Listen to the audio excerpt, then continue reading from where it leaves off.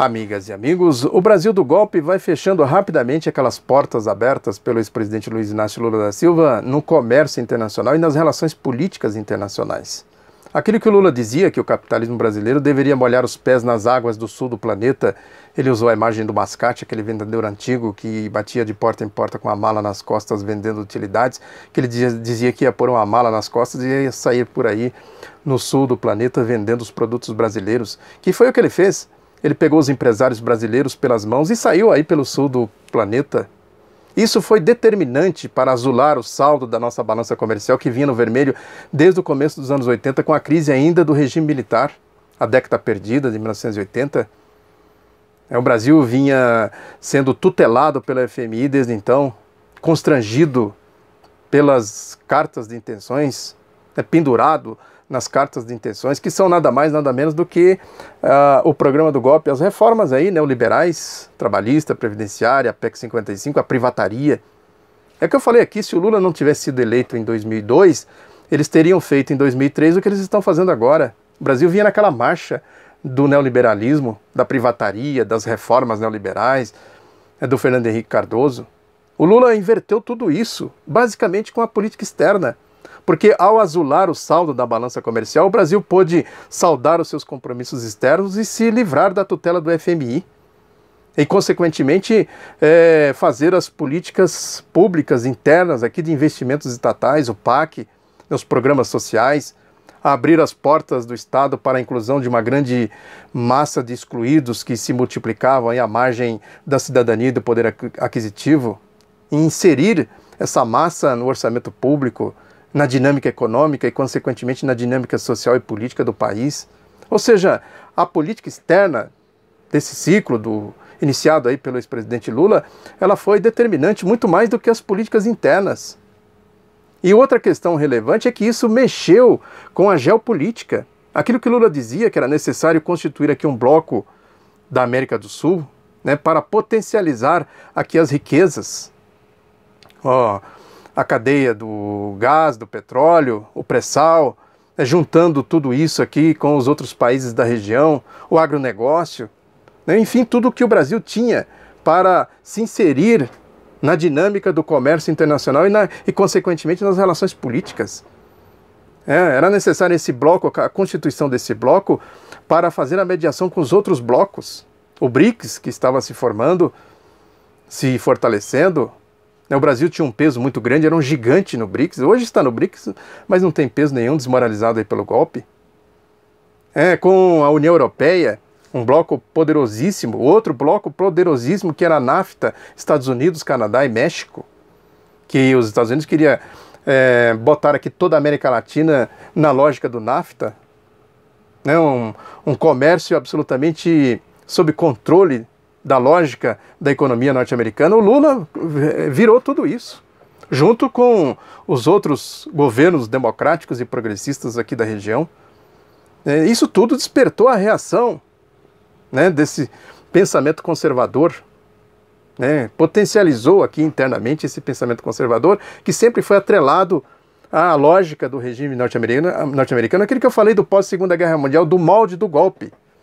Esse pensamento conservador tem um papel central, estrutural, nessa lógica do golpe, que vem lá dos ícones do pensamento conservador, Eugênio Goudin, Otávio Bulhões, Roberto Campos, Mário Henrique Simonsen e outros. Muito bem traduzido esse pensamento conservador pela lógica neoliberal que nós estamos vendo aí agora, pela lógica neoliberal da era FHC. E é uma coisa muito enraizada, quase que irremovível pela lógica exatamente da manipulação midiática. O totalitarismo midiático. Eles interditaram o debate, não se faz mais debate econômico no país. A verdade deles é absoluta, não tem mediação, é assim ou não tem jeito. Não tem outro caminho, como se fosse um dogma de uma religião para a pronta aceitação de todos. Teve uma experiência muito importante na década de 50, que foi da Comissão Econômica para a América Latina, a CEPAL, que enfrentou esta lógica, aí a partir dos pensamentos inspiradores, né, as reflexões inspiradoras do Raul Prebisch. É importante revisitar para a gente entender a lógica desse pensamento. né, fazer a ligação desse fio histórico que eu tenho falado aqui, do molde do golpe do pós-Segunda Guerra Mundial, na lógica da geopolítica. Né? Essa política externa também, para o Brasil, ela foi importante porque isso possibilitou criar aqui as cadeias produtivas do gás, do petróleo, da construção civil, da indústria naval. Não à toa que eles criaram esse mecanismo da Operação Lava Jato para destruir tudo isso. O Lula pegou esses empresários, vamos abrir fronteiras para cá, para lá, fazer porto em Cuba, fazer obras na África e etc. Eles destruíram tudo isso com uma propaganda ideológica muito dura. Dizem que o Brasil financiou ditaduras na África, ditaduras em Cuba, não sei o quê. Isso tem uma lógica econômica, uma lógica desse pensamento conservador e totalitário, que é o projeto neoliberal. Ou seja, teve, portanto, essa política externa do governo Lula, teve tudo isso, mexeu com tudo isso. Aqui dentro não teve mudanças estruturais, por razões outras, apesar deste projeto democrático e progressista ter ganhado 4 eleições, isso não é pouca coisa.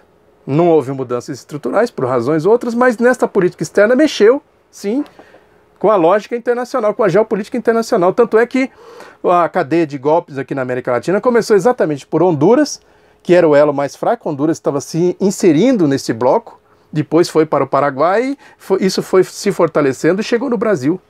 Sem contar as escaramuças que eles tentaram na Bolívia, no Equador, esta guerra infinita contra a Venezuela. A Venezuela tem um papel político fundamental em tudo isso. Aquela história que o Chávez dizia, né, que o nosso norte é o sul, vamos dar as costas para o norte para priorizar as nossas relações com o sul.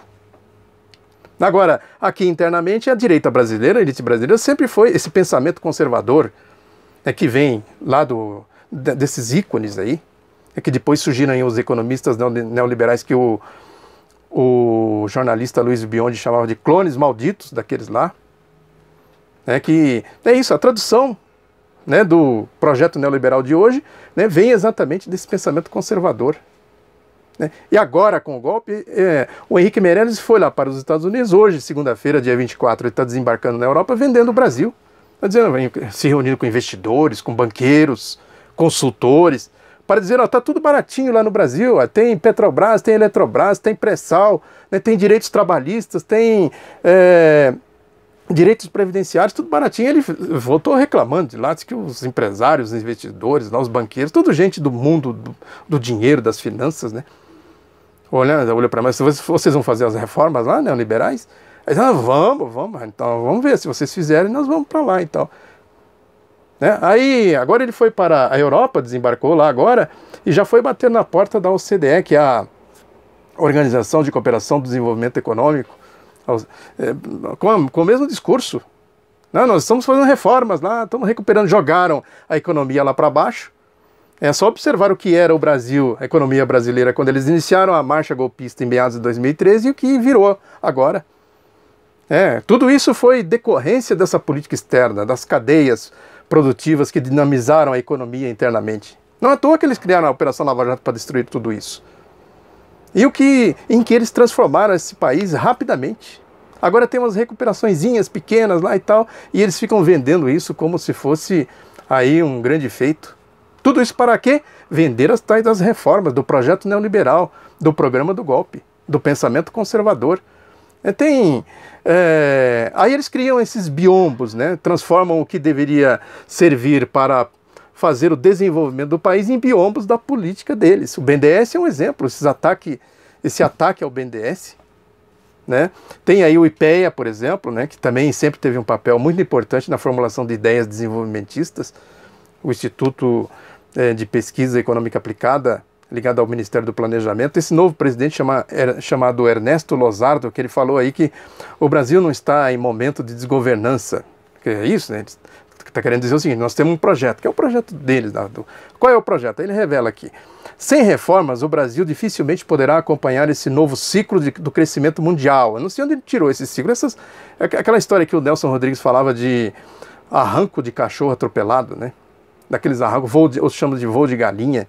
O Brasil se atrela a esses arranques e tal, dá aquelas arrancadinhas e tal, mas a essência não muda.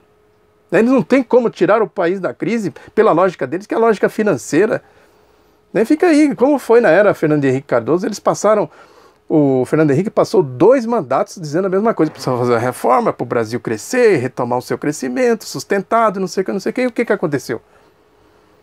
É a mesma coisa, o mesmo discurso que ele diz aqui, que não poderemos correr o risco de entrar em outra década perdida, a década de 80, né, que eu falei aqui. O fator que nos colocaria no momento, ao momento de escapar desta armadilha da década perdida, são as reformas. Vejam bem, é isso aí, reforma. Primeira coisa que eles veem são as reformas, que é por aí que eles vão meter a mão, a lógica deles, aí, atrelando primeiro a economia brasileira nessa lógica, nessa dinâmica da economia norte-americana, dos blocos, né, do bloco da União Europeia e do bloco da economia norte-americana, no interesse aqui de fazer o saque do país, e consequentemente eles vão ganhando essas migalhas, que é esse pensamento da direita brasileira, da elite brasileira, das classes dominantes brasileiras, de pegar as migalhas aí, não tem um projeto de nação, de desenvolvimento, de soberania. Isso faz parte da nossa história, da nossa formação, da nossa composição social que eu venho falando aqui. Essa elite brasileira, essa direita brasileira nunca teve compromisso com o Brasil. Isso aqui é mera fonte de parasitismo deles, escravizar o povo, parasitar o povo. É aí que emerge a ideia de se ter aqui um projeto de nação, um projeto de desenvolvimento. Isso é uma questão central para a gente enfrentar essa lógica do golpe atualmente. É isso, muito obrigado pela atenção, divulgue o Outro Lado da Notícia, um abraço, até a próxima.